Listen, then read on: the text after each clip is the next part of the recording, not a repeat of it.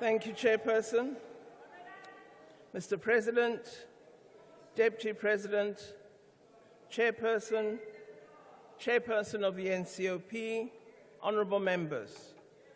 There's one thing I know right now. Tinswala will vote ANC in 2024. There's another thing I know.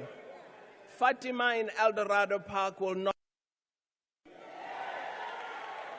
Honourable Chairperson, it is a privilege to participate in this debate on the President's address.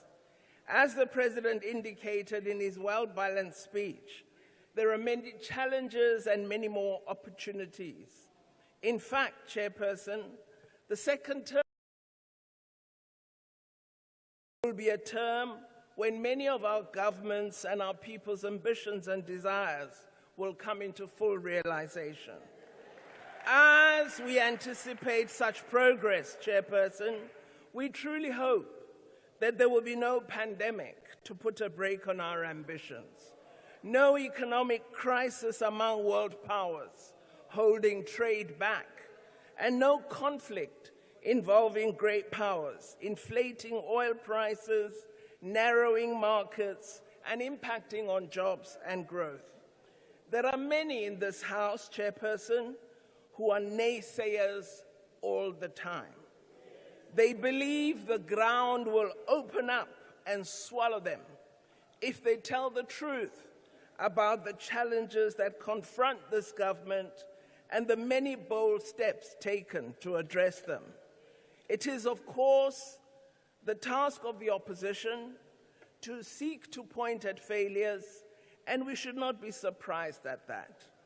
They must point to the inadequacy of electricity and our failure to address speedily the expansion of energy access when we should have done. But they cannot, Chairperson, they dare not recall that before the advent of freedom and democracy, near 70% of our citizens had no access to electricity. Today, Chair, as you drive from East London to Mthatha, you see the changes vividly, changes brought by this democratic government. This progress is found too in our various presidents' work in international relations and cooperation. In the past 30 years of South Africa's foreign policy, we have consistently seen South Africa punch above its weight on the global stage. South Africa is considered a champion of human rights around the world, a leader in the global south, and a leader on the African continent, driving continental integration. The work of DIRCO has been guided by our national interest, and we continue to work toward contributing to the improvement of the lives of all South Africans with a view to building a better South Africa, Africa, and world. Our government has honored the undertaking we gave the South African people in 2018, that we would attract new investments into our economy. The pledges at the annual South Africa Investment Conference exceeded President Ramaphosa's target of 1.2 trillion rand in investments by 306 billion rand, overachieving the target by 26%. These investments will go a long way in stimulating economic activity and creating jobs. We've also played an active role in the development of international human rights and humanitarian law. South Africa was elected to serve on the UN Human Rights Council for a 3-year term, starting in January 23. This is our third term on the HRC, having successfully served previously on the Council. We've also been government in the establishment of the African Union and have taken on leadership roles at various levels of the continental organization. In 2002, President Thabo Mbeki served as the inaugural chair of the African Union, and from 2012 to 2017, Minister Nkosazana Dlamini Zuma served as the AU Commission Chair. From February 2020 to 21, our President served as African Union Chair, and South Africa chaired the African Union's Peace and Security Council on numerous occasions. President Ramaphosa chaired the African Union at a very difficult time as the world was combating the coronavirus. South Africa was praised by the World Health Organization for the strategies it devised to deal with the pandemic. As chair of the Union, President Ramaphosa appointed special envoys to mobilize international economic support for the continental fight against COVID and established the African Vaccine Acquisition Task Team. By August 21, the team had managed to secure 400 million vaccine doses for African countries, despite hoarding by the North. Of course, there are many on the benches in opposition who wish to pretend that there was no such thing as COVID, that it didn't affect us severely socially as well as economically.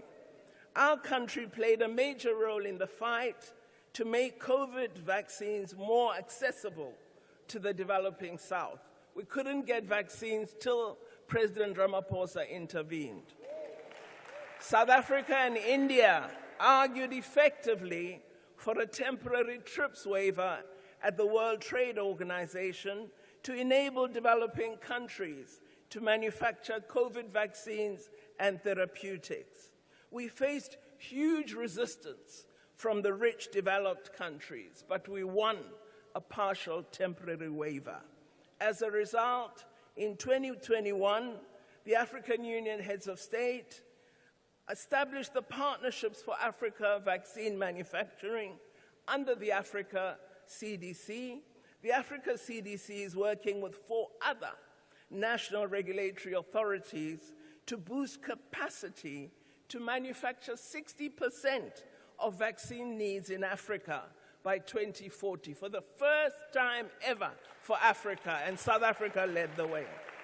In June last year, the WHO made reference to how South Africa managed its response to the pandemic despite the many challenges. Dr. Ryan at the WHO said South Africa used its initial lockdown very well and put in place a 4-point plan for preparedness and response. He said the deployment of mobile laboratories across the country was a huge innovation, and the training of 30,000 community health workers to do contact tracing and testing was effective. He lauded South Africa for its swift technological response, which allowed it to develop COVID-19 testing capacity early on and assist other countries on the continent to test for cases. Of course, none of this will be mentioned by the opposition. South Africa has capitalized on its membership in important multilateral organizations such as the G20 and BRICS to advance the priorities of the African Union's Agenda 2063, our continent's development blueprint. We've played a significant role in the development of continental infrastructure, the procurement and development of vaccines, in science and innovation, and we are determined to play an even larger role in the second 10-year implementation plan of Agenda 2063. But of course, we still have a long way to go, as President said, despite major successes. Our country has been playing a role in advancing peace and security on the African continent for many years, from the 2003 Sun City Unity Talks for the Democratic Republic of Congo to 2021's signing off of the Pretoria Agreement between the federal government of Ethiopia and the TPLF. We are a country and government that is doing. We've made also a noticeable impact in our country in science and innovation on the world stage. In fact, Mr. President, I don't recall you saying Tinswalo was a factory worker. Did you say that? I don't remember, and I was wondering, why is it when it's a young black woman referred to that the only career she might have is factory worker? I found that odd. Nonetheless, in the space of science, innovation, and intellectual development, we are very proud internationally of Dr. Chiliji Marwala, of the UN University. He was appointed in August 2023 and serves on the UN's Scientific Advisory Council. He wouldn't have had that opportunity had we not had democracy, because we know that Honorable Dutoy would have prevented it from happening. Dr.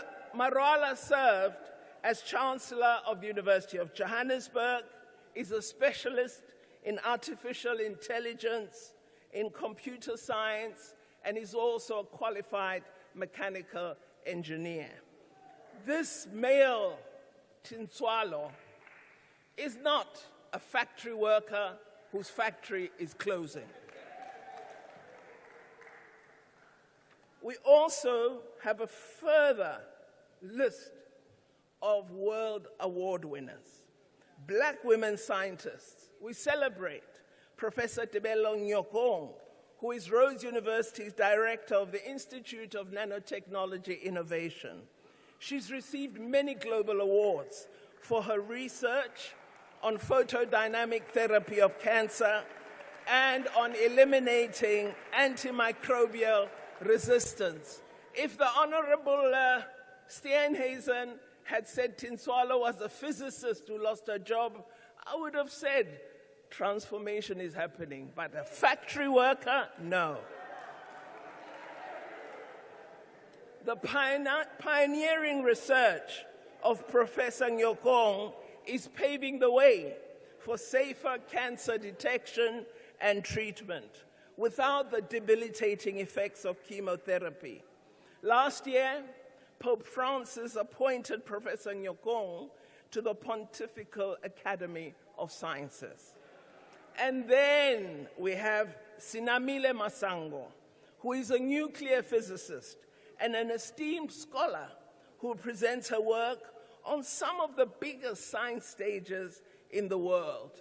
She mentors young girls in science through her foundation and has declared she wishes to be the first African woman to travel to space, not for the moonshot, but to shoot it down.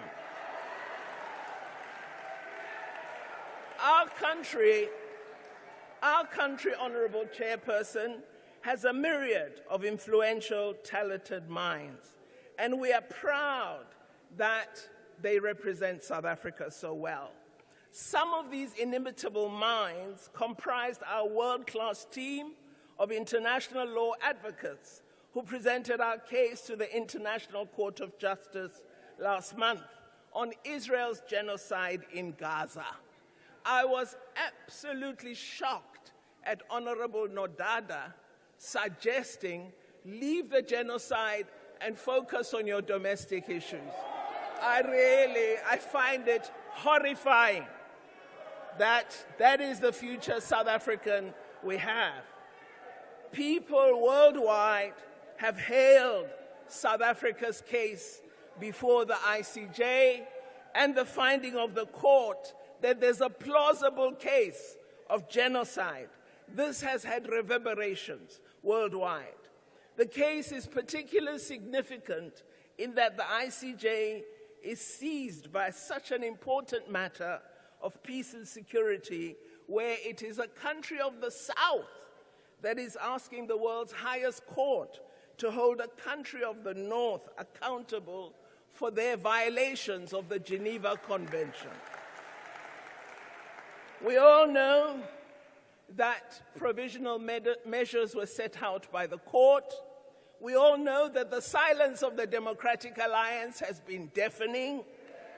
We all know that the Western Cape government on 10th March 2022, through their premier, referred to Ukraine in the following way: it cannot, we cannot, and will not remain silent in the face of a major international crisis that threatens the very foundation of our liberal international order. Premier, Western Cape, Honorable Nodada, about Ukraine.